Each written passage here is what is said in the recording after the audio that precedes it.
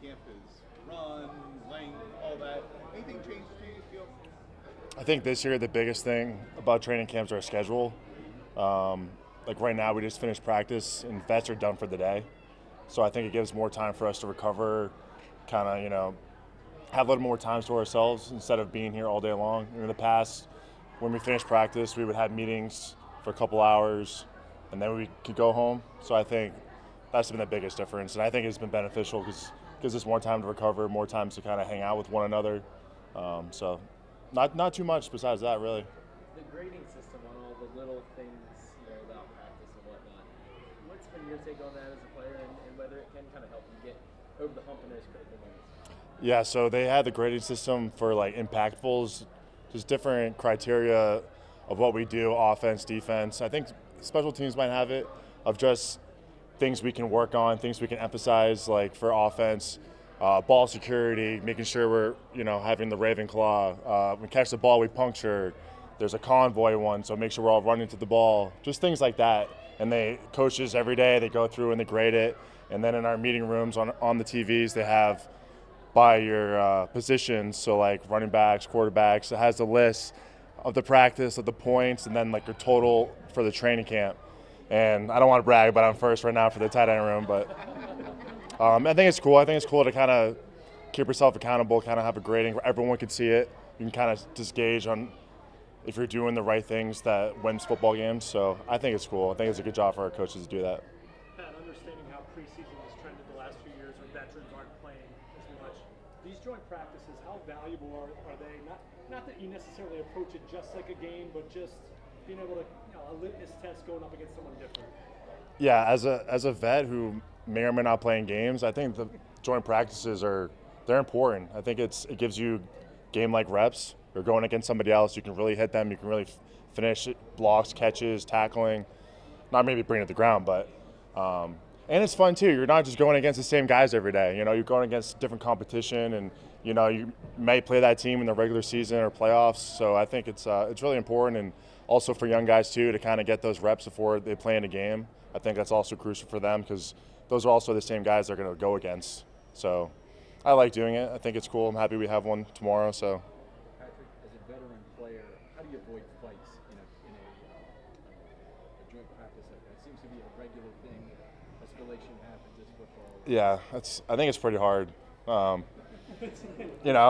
We're in training camp, especially guys they're fighting for their jobs or livelihoods, and it's a big evaluation for us. We're going against another team who their scouts are looking at us and vice versa, and things kind of getting chippy. You don't really know the guy, so you might, tempers flare. It might happen. I think the last time we had a joint practice against the Colts, we had a full team brawl, and so hopefully that doesn't happen again because it got a little crazy out there. Just follow up on that. Has John asked you to do anything special in terms of monitoring it and trying to break it up if it happens? I mean, I don't. He hasn't really said anything to the team, but I know we have smart guys, and if a fight does break out, we'll take care of one another. Hey Pat, going back to 2017, what do you remember most about being undrafted and trying to fight for a roster spot? So a lot of guys out here now are going to be in that position these next few weeks. I just kind of remember of just every day I had to give everything I had and some. I was undrafted. I might not have had so many opportunities, and I think the biggest thing was just having no regrets of anything I did, either how I prepared, how I took care of my body, how I watched film, how I played, and it was just trying to make a play every day.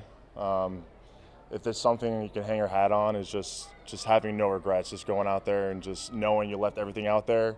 And if it was meant to be here, then it is. If not, hopefully somewhere else.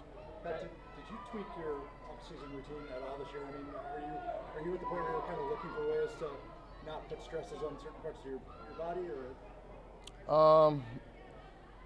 Yeah, I think it's just kind of just things you can kind of refine a little bit, like just trying to eat cleaner, sleep better. I mean, not a whole lot. I think what I've been doing so far has been working. So just try to maybe find an edge on a couple little things here and there, and just see if it works and helps me or not.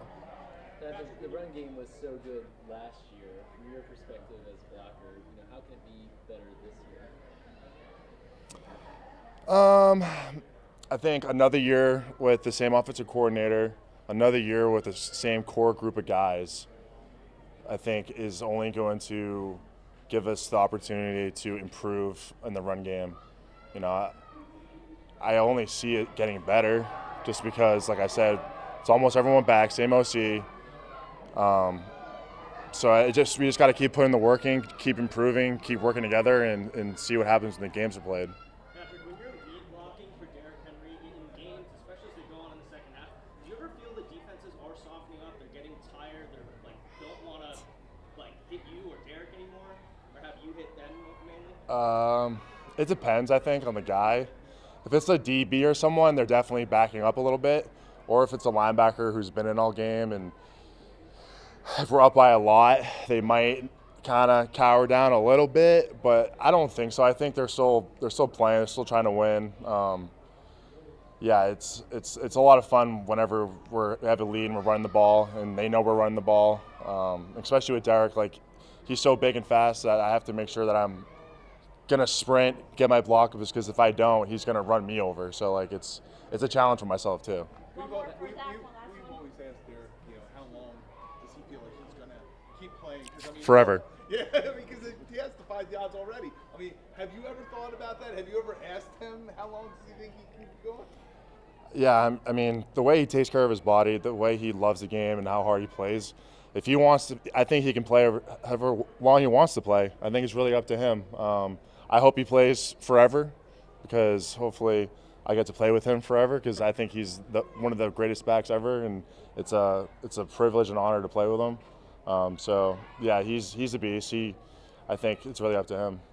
All right, thank you, Pat. Thanks, guys. Appreciate it.